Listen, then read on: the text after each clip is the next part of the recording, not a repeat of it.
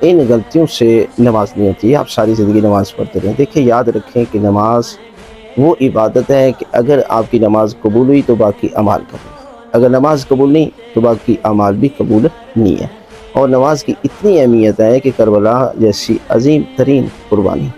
اس کی ابتدا بھی اذان سے ہے اور انتہا امام حسین کے سجدے سے ہے۔ حضرت امام جعفر صادق علیہ السلام آخری مرتبہ جو وصیت کی اس میں بھی یہی تھا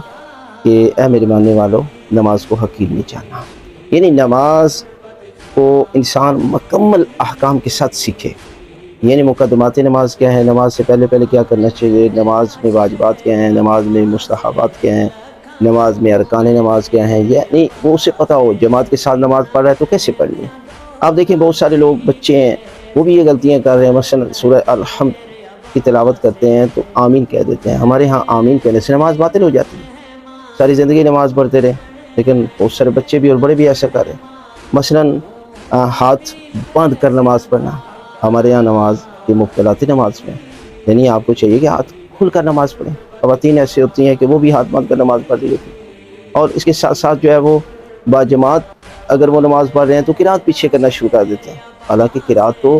امام کرے گا، یعنی وہ چیزیں امام سے آگے بھی نہیں نکلنا، اس لیے کہ امام کے ساتھ ہیں یا پیچھے ہیں۔ یعنی آگے تو نکلنے والے کی عادت یہی ہے کہ جس طرح کہتے ہیں نا کہ جب بندہ فوت ہو جاتا ہے تو جنازہ آگے ہوتا ہے، امام پیچھے ہوتا ہے، اور جب جمعہ پڑھتے ہیں یا ویسے نماز پڑھتے ہیں تو امام آگے ہوتا ہے، مقتدی پیچھے ہوتے ہیں۔ اگر آپ مردہ ہیں، مردہ اپنے آپ کو شو کرنا چاہتے ہیں تو آپ امام سے آگے نکل جائیں، اس لیے کہ امام کے پیچھے رہنے والے زندہ ہوتے ہیں۔ لہٰذا ان غلطیوں کی وجہ سے آپ ساری زندگی بھی نمازیں پڑھتے رہے، آپ کی نماز کوئی نہیں ہے۔ لہٰذا آپ کو پتہ ہونا چاہیے کہ کون سی چیزیں نماز میں واجب ہیں، کن چیزوں کی وجہ سے نماز باطل ہو جاتی ہے، نماز میں مستحبات کیا ہیں، سنت طریقہ کیا ہے، تاکہ آپ ہر وہ کام کریں کہ جس کی وجہ سے آپ کی نماز میں اجر و ثواب بڑھ جائے۔